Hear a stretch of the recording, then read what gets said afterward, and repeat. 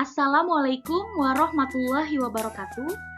Saya Wida Rahmatfianti, merupakan peserta dari latihan dasar calon pegawai negeri sipil dari instansi Dinas Pendidikan Kota Bekasi, Angkatan 1, kelas A11 dan kelompok kecil 3.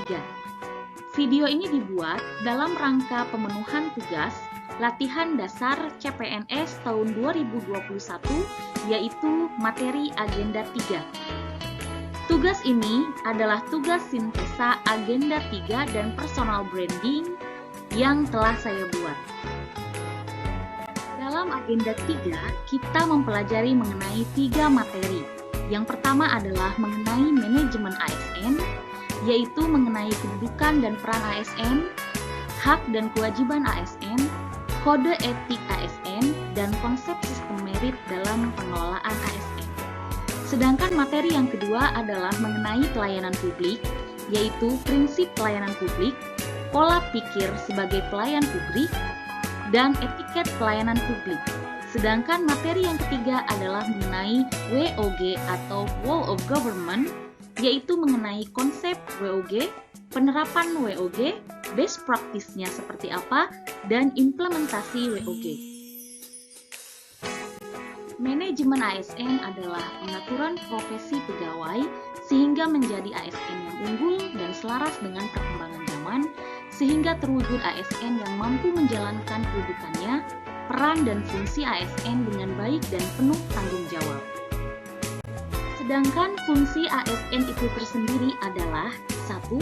Melaksanakan kebijakan yang dibuat oleh pejabat pembina kepegawaian sesuai dengan ketentuan peraturan dan perundang-undangan.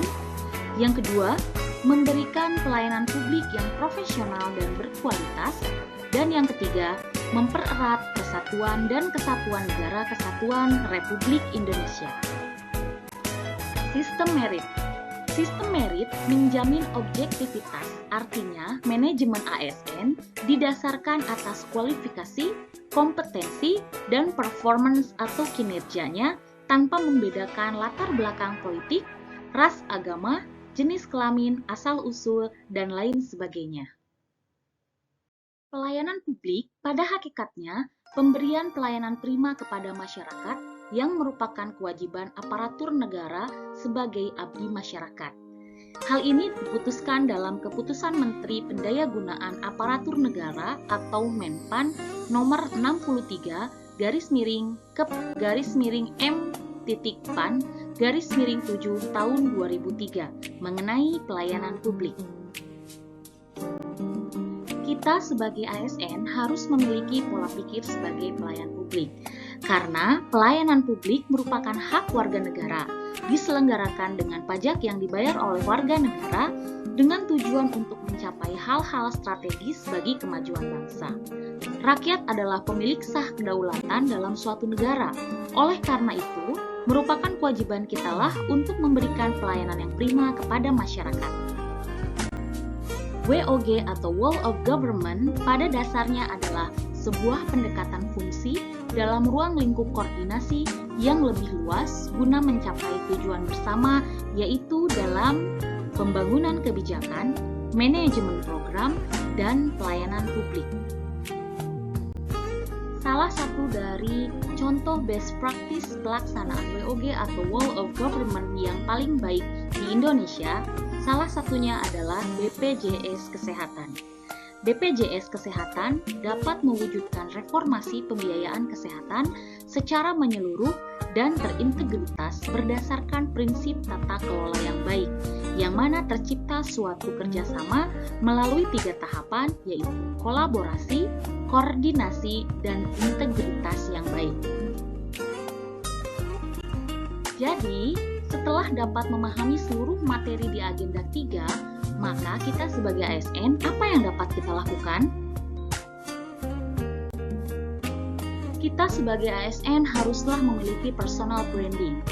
Dan ini adalah contoh-contoh personal branding yang bisa saya implementasikan. Misalnya yang pertama, menjalankan tugas dan fungsi ASN, misalnya sebagai seorang guru dengan penuh akuntabilitas dan integritas yang tinggi. Yang kedua, melaksanakan pelayanan yang prima kepada masyarakat, misalnya dengan memberikan memberikan pelayanan prima pada anak didik dan masyarakat. Yang ketiga, berkolaboratif dengan berbagai pihak untuk menggabungkan ide dan gagasan yang inovatif. Yang keempat, menjadi ASN yang jujur dan sederhana, serta bersikap anti korupsi. Dan yang kelima adalah mengembangkan diri dengan meningkatkan kompetensi, kualifikasi, dan kinerja, misalnya dengan mengikuti seminar. Dengan adanya personal branding tersebut diharapkan dapat meningkatkan kualitas SDM, peningkatan mutu pelayanan, peningkatan kepuasan pelanggan atau masyarakat, mempererat nilai kesatuan dan persatuan. Sekian pemaparan dari saya mengenai materi di agenda 3 serta personal branding-nya. Terima kasih atas perhatiannya dan mohon maaf apabila ada kesalahan. Semoga bermanfaat untuk kita semua. Terima kasih.